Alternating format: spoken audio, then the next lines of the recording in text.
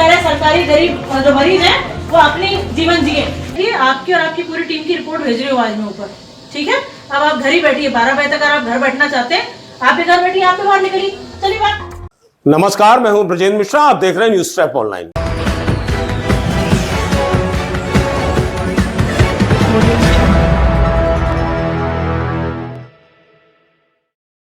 सरकारी अस्पतालों को डॉक्टरों ने एक तरह से सरकारी तनख्वाह का एक स्थान या केंद्र बिंदु मान लिया है।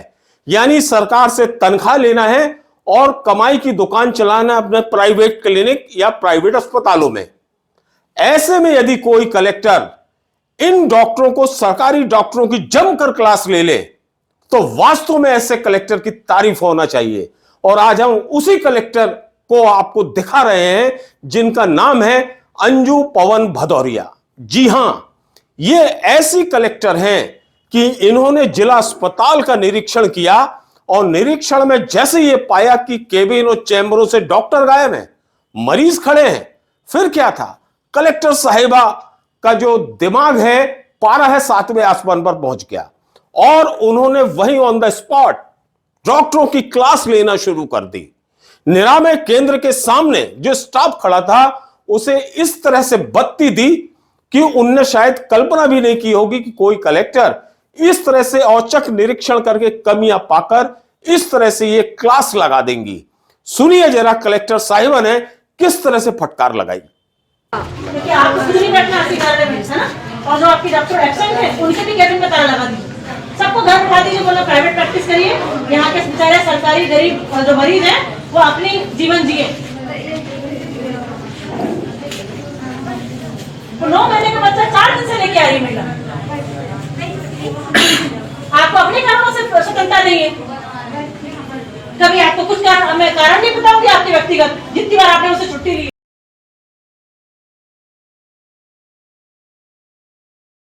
कलेक्टर मैडम यही नहीं रुकी, उन्होंने पूरे सरकारी अस्पताल का जायजा लिया। एक एक वार्ड में गई, ओपीडी में गई, एक्सेस सेंटर में गई, पैथोलॉजी लैब में गई और तमाम जो स्थान थे हर जगह डॉक्टर गायब मिले, नर्सिंग स्टाफ गायब मिले। वहां पर मरीजों का मजमा लगा था, लेकिन साहब जांच करने वाले, इलाज करने वाला स्टाफ का पता नहीं था, डॉक्टर का पता नहीं था।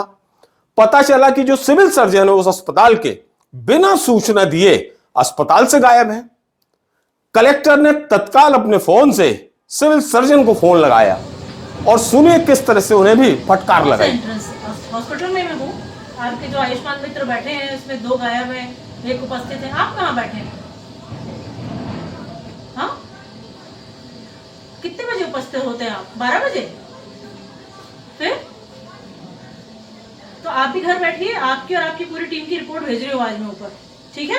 अब आप घर ही बैठिए, 12 बजे तक अगर आप घर बैठना चाहते हैं आप भी घर बैठिए, आप भी बाहर निकलिए। चलिए बात।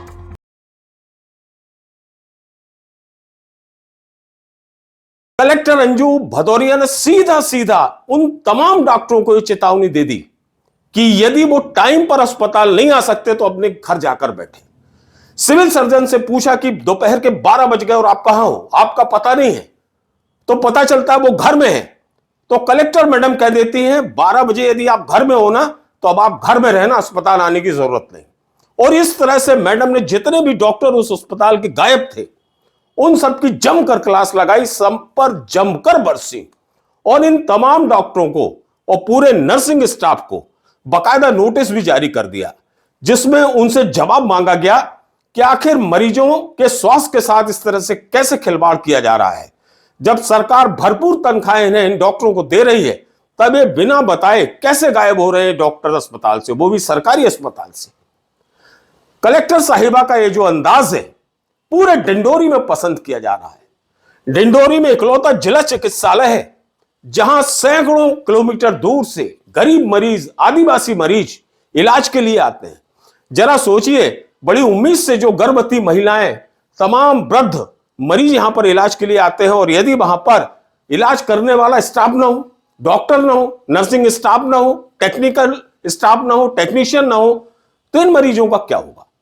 बस यही शिकायत पाकर कलेक्टर मैडम ने एकदम से औचक निरीक्षण कर लिया और इस खामी को अस्पताल में पकड़ लिया। उन्हें पता चल गया कि सरकारी डॉक्टर तनख्वाह तो सरकार से बिल्कुल टाइम पे लेते हैं, लेकिन अपनी ड्यूटी कहीं और करते हैं। और सरकारी अस्पताल के डॉक्टरों की तो यह परंपरा रही है कि वो वास्तव में सिर्फ तनख्वाह लेने के लिए, मोटी पगार लेने के लिए अस्पताल के नाम से अपना नाम जुड़ा रखते हो नौकरी करते हैं। वास्तव में उनकी जो नौकरी होती है वो खुद का या तो क्लिनिक होता है जिसे हम कमाई की दुकान कहते हैं, या खुद का कोई अस्पताल होता है जिसमें पूरे टाइम अपनी सेवाएं देते हैं, या फिर जो दूसरे अस्पताल है उनमें ये डॉक्टर नौकरी करते हैं। समय वही सरकारी अस्पताल का रहता है और ड्यूटी बजाते हैं अपने कमाई वाले अस्पताल में। निस्संदेह कलेक्टर अंजू पवन भदौरिया का ये जो अंदाज है और ये निरीक्षण करने का जो तरीका है, ये मध्य प्रदेश के तमाम जिलों के कलेक्टर के लिए प्रेरणा का स्रोत है।